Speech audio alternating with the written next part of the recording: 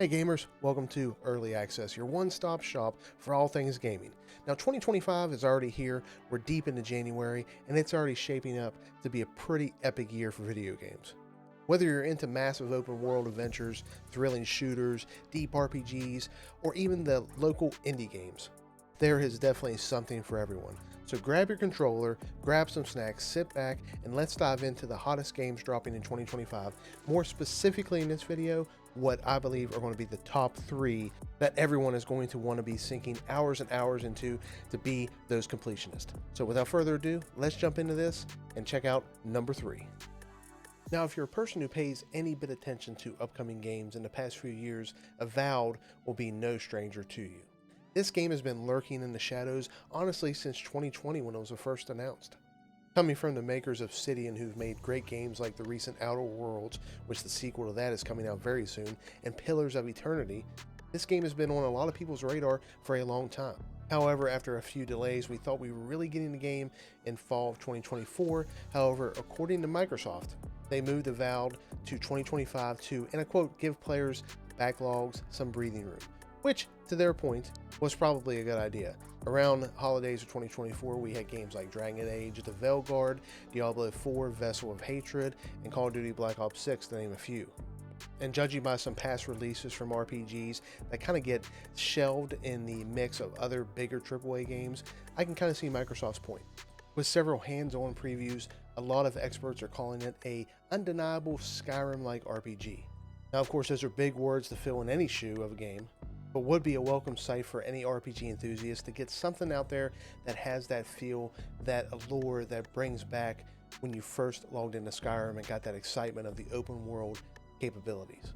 Wes Fanlon for PC Gamer did say that there's an impressive degree of little attention to detail moments while exploring in Obsidian's adventure that satisfy in ways Skyrim never did.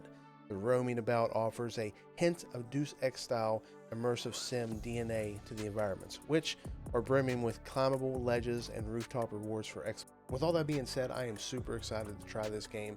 I'm an RPG fan at heart. It sounds like Avowed is designed to be more focused on narrative-driven experiences compared to some sprawling RPGs like The Elder Scrolls. However, it still promises expensive environments to explore, so I cannot wait. Let me know in the comments if this is something you guys are looking forward to, or maybe you're not even an RPG fan at all.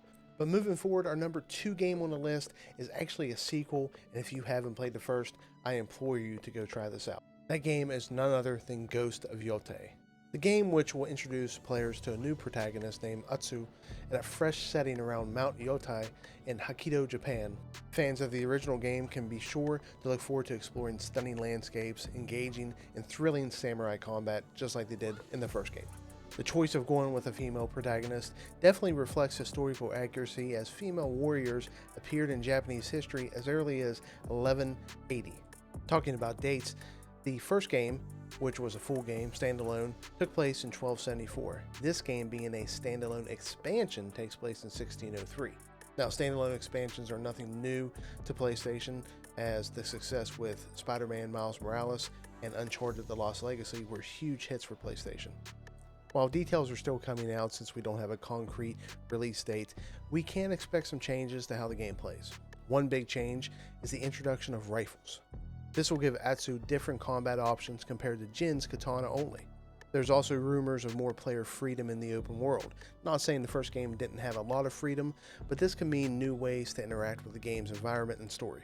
And of course, there are some rumors that the game could get delayed to 2026, which very possibly could happen.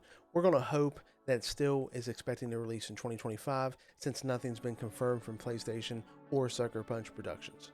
And though we do have a full-fledged trailer that released some time ago that does give us a beautiful look at the landscape and what to expect, we still don't know a lot about the story yet. Let me know in the comments though what you think. Do you think this game is going to be a bust? Do you think it's going to be another huge hit as a standalone expansion? Or maybe it just doesn't interest you at all? Being a PlayStation 5 exclusive does mean eventually it will probably come to PC, but I would say at least a year to 2 years after its release. But again, only time will tell. Now, if you made it this far, I implore you and applaud you, because this is a new venture I'm trying to take on with this channel, and I thank you so much for listening in. If this is the kind of things you like, stories, updates, news on all games related, especially games on the upcoming horizon. Don't forget to hit that like button, subscribe, and let me know in the comments what you like best about the video. But now, going forward, the #1 game I think myself and everybody maybe on the planet is looking forward to playing this year is none other than GTA 6. This game has been on everybody's radar for years. Even though GTA 5 still gets a ton of playtime with mods, the online community, it's still phenomenal. However, GTA 6, since at least 2020, when we started getting a few of the details surrounding it come out, we didn't have anything concrete up until that time. The murmurings and whispers were all just rumors at best. We always knew GTA 6 was coming, but similar to the Elder Scrolls 6, we just thought, when? Is it going to be in another lifetime? Or are we all going to be 20, 30 years older? We do know currently that the release window they're shooting for is fall 2025, which puts it at the tail end of the year, but like most great games that always come around the holidays, I think we all expected something like this, and quite frankly, I couldn't have picked a better time. Some of the experts expect between September and November 2025 to be that exact window. Right now, currently, like most GTA games, we expect to be released on all platforms. We're talking PlayStation 5, Xbox Series X and X, the PC. However, if you're still holding on to those old PS4s and Xbox Ones, you're not going to be able to enjoy this game. And I just realized I said PC release. Well, that's not going to be happening, at least initial at launch. It won't have a PC port. Similar to like GTA 5, I'm sure it will come down the road, but I would expect a long later date on that. Based on some information in that first trailer we got, we do know the game's going to be set in Vice City again. Now, it's only been since 2006 that a GTA game was in Vice City. However, in video game years, you know that's an eternity. Especially when in 2006, Vice City and Vice City Stories were set in 1984 and 1986. So not exactly an up-to-date current lifestyle that we'll be living in. But as everybody's seen in the trailer, this is going to be just what you expect from a game like this with today's environment. The social media aspect, the gangs, the strip clubs, everything that GTA always brings to the table to let you live your life fully and immersively in a video game. Also, we've had a ton of leaks from GTA 6. Some are true, some are just said to be leaks, and you can tell that it's not the game at all. But the first indication on that was back in 2022 when Rockstar did announce that they had a network intrusion that unfortunately let a lot of the footage that was illegally downloaded spread all over the internet. And other than the setting in Vice City and the fact that it looks to be a female and male protagonist, we don't have a lot of story elements to the game that we know so far, but fall 2025 at best for a release window is still some time off, and we'll know once the marketing campaigns start revving up, probably in the spring and summer, if that release window will get hit. If you remember another game I covered on this channel extensively, Starfield, we knew the delays were coming because the marketing didn't hit at all, and we were only a couple months from the release window, so we knew that the delay was incoming and imminent. But that's just a quick video I wanted to put together on the top 3 games that I believe will be the top 3 for the year if there's no delays and they end up coming out.